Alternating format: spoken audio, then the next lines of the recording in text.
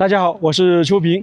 从小我们在影视剧中可以看到一些鬼故事，讲述了18层地狱、阴曹地府等等。看到这些，大家都会感觉瘆人，感觉害怕。特别是到了晚上，那么18层地狱、阴曹地府是否真的存在呢？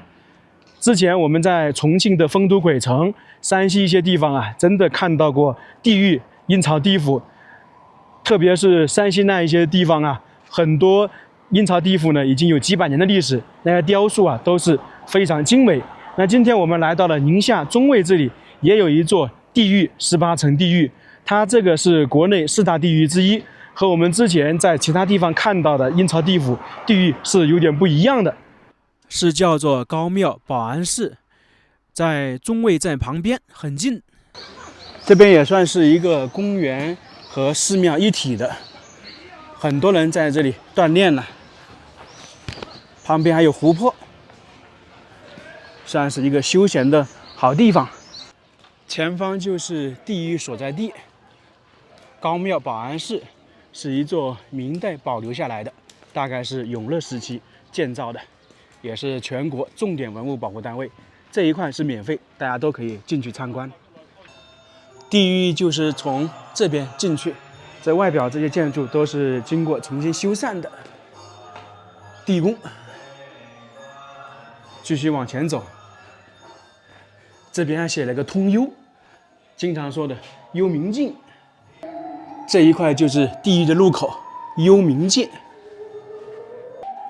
一走进来就听到一些恐怖的声音，因为这一块啊是经过重新修缮，然后现在呢加了一些电子声。来到道路的尽头，我们看到的第一个是奈何桥。在阴曹地府奈何桥、鬼门关、黄泉路是必不可少的，主要是过奈何桥喝孟婆汤，忘记前世今生，然后去转世投胎嘛。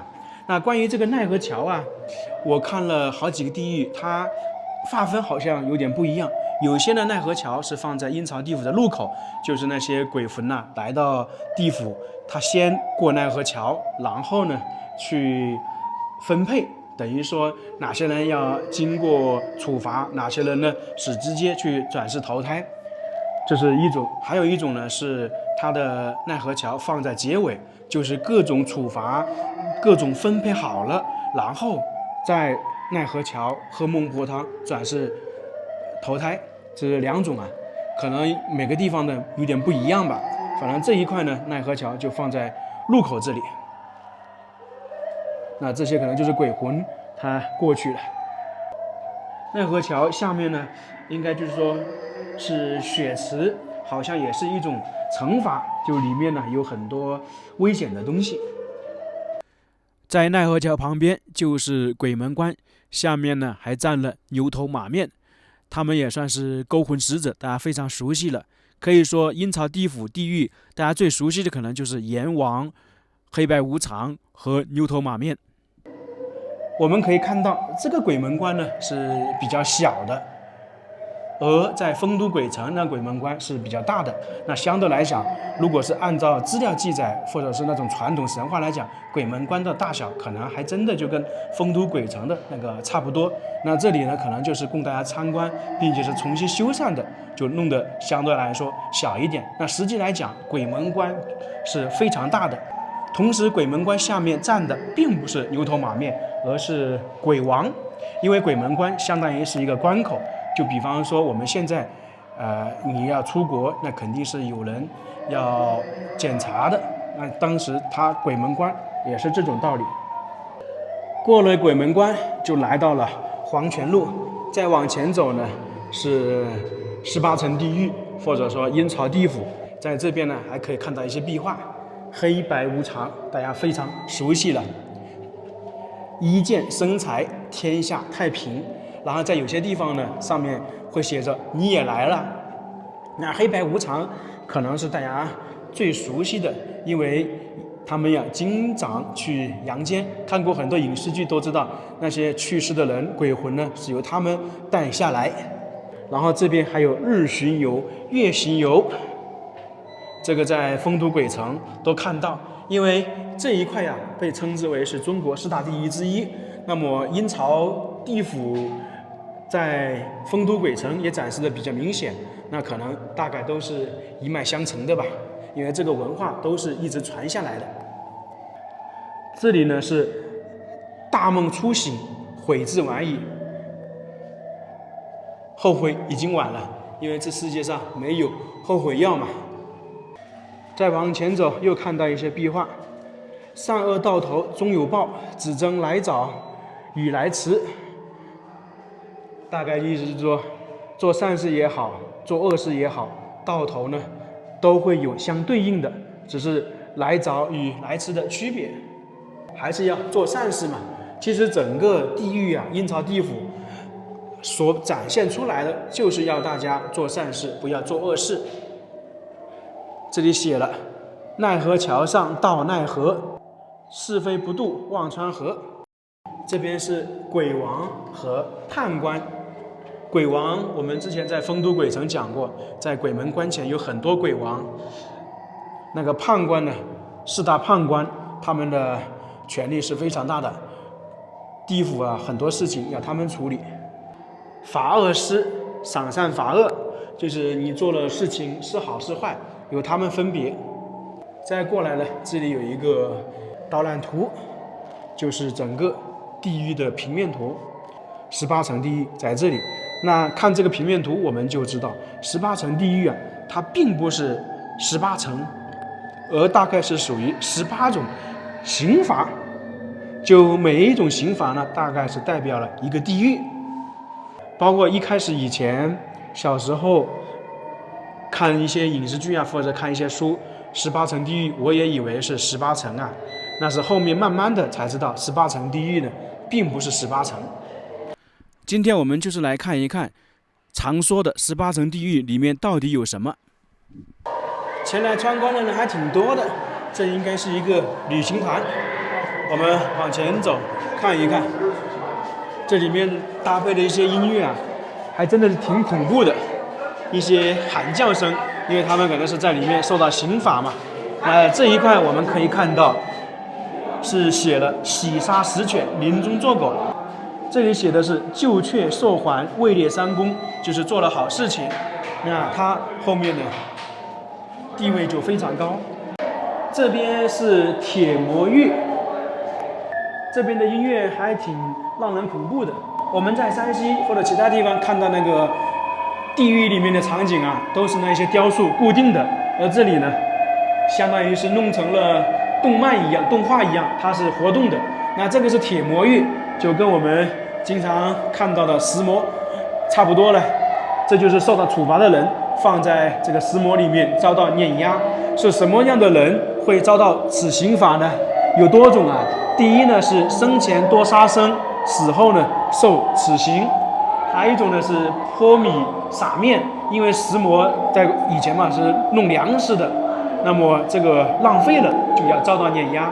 还有一种呢是虐待妻子、害父母，他是要受到抽筋剥皮，然后磨成泥，这是这几种刑罚。然后在后面呢就是阎王、二殿、楚江王。在这里我们得说一下，阴曹地府我们经常说阎王，那实际来讲它里面并不是只有一位阎王，而是10殿阎罗10个人。你像这里就是二殿楚江王，还有平江王，他每一个阎王处理的事情不一样。我们熟知的经常说的阎王好像是第5殿阎王，他叫那个名字。我们通过这个铁魔域也大概的了解，就是说生前做了恶事的人在地狱是受到惩罚。刚才游客比较多啊，有点吵，现在稍微安静一点。你看这里又出现壁画了，写的是慈悲救生，治疗其疾，就说他放生了，他的病啊就好了，这相当于是等于是做善事了。这边有一个铁侧狱，这地方就比较有意思了，也是固定的。看到这里，大家发现没有？有一个龙头，那这一块呢，就是魏征梦斩龙王。其实在这里体现的就是说，你违反天条岂能饶？就是说，你做了事情，你地位再高，也是不能饶恕的，也是要受到惩罚的。就相对来说代表公正嘛。那魏征的话，他本身就代表了公平公正。他在唐朝的时候是李世民的大官，后面去世之后来到地府呢，就成为4大判官之一。我们在丰都鬼城看到有4大判官，他们地位非常高的。4大判官呢，基本上就是赏善罚恶，生死簿也是归他们管理。那这个铁车玉呢，一是向我们展示了魏征孟斩龙王，还有呢就是说善恶功过自己造，铁证如山难脱逃，就是有证据你是逃不了的。在魏征旁边有个壁画，大家看到没有？这主要说的就是那个铁车玉的事情，就是说你不忠不义害贤良，这个铁矛呢穿胸而过。在这个地府里面，它地狱弄成了好几种形式，一呢是像我们刚才看的一个小空间，另外呢是在墙壁上也弄了一些。这个是劈骨玉，前方是油锅玉，我们说的上刀山下火海，然后下油锅嘛。这个惩罚是主要针对一些谋财害命、不义之财。这个上面壁画很多，基本上展示的就是做哪些坏事会受到处罚。这个是打架、战争、造谣生非、欺骗老幼，这是要受到惩罚。不孝顺父母，到了地狱就变成驴了，这还是受到一种惩罚。他还会受到其他的惩罚。在这里呢，我们就讲一个，打个比方说哈，你图谋人家的钱财，那么在刚才那个铁车狱受到处罚，那么在其他地狱同样是受到惩罚的。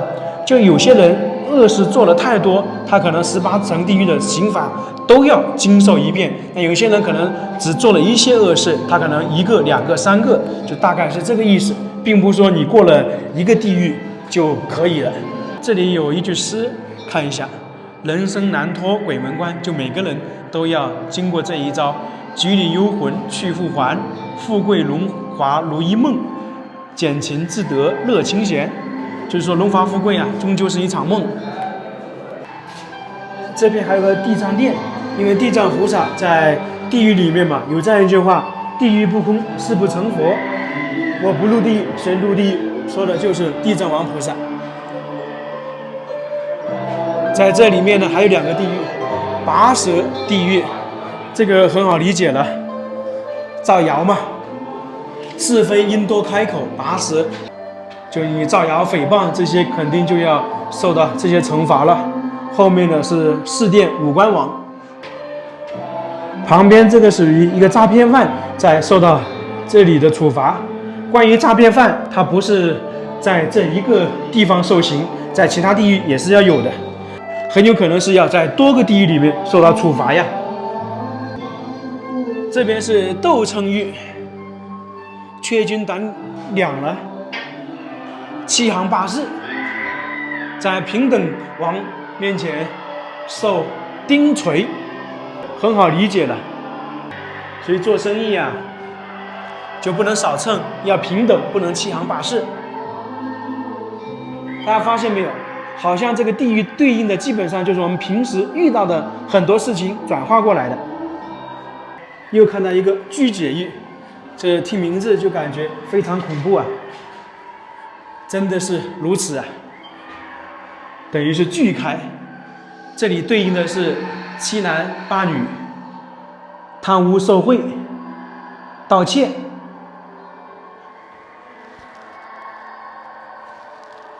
这有点恐怖啊！不光是锯，下面还有狼狗在咬呢，应该是非常痛苦。这里还搭配了一些音乐在叫的声音。后面是8殿都市王、8殿阎王，这里给我们展示了一些实景，然后旁边呢还弄了一些壁画一样的。大家觉不觉得有点恐怖啊？刚才挺好玩的。我准备出某一个地狱的时候，刚好有一对小情侣要进来，结果看到我转弯过来，我又穿着黑衣服嘛，他们吓了一跳，2个人抱一起去了。笑死我了。就像是这样，我往外走，他往外进来，一看到我，吓得抱起来了。主要是那个女的叫了一下。看一下这个主要是针对什么？这个好像是生前浪费粮食的。刚刚我们在起点看到了奈何桥，你看这里又展示了奈何桥，就有点不一样了。一直都能听到这个恐怖的叫声，这就是向我们展示这些鬼魂在地狱受到处罚时期难受的声音。这边还有一个深渊狱，这个很好理解了，含冤嘛。那在这里对应的就是说，你是含冤而死，那么冤枉你的那个人是要受到处罚的。那这里展示的是杨家将含冤屈死，潘坚在地狱受刑。那这个是不是就是潘仁美啊？这讲究了，你做了恶事，不是没报，是时候未到。到了时间，你同样是要受到处罚的。在这个墙壁上，我还看到一段话：后妻子，薄父母，这也是要受到处罚的。总的来讲，这里的地狱，包括其他地方的地狱啊，都是一种警示作用，向人们宣传的多做善事，不要做恶事。你做善事也好，做恶事也好，到了最终的结果都会有相对应的报应的，只是说一种是善报，一种是恶报。我们常说的不是没报，而是时候未到，大概就是这个意思。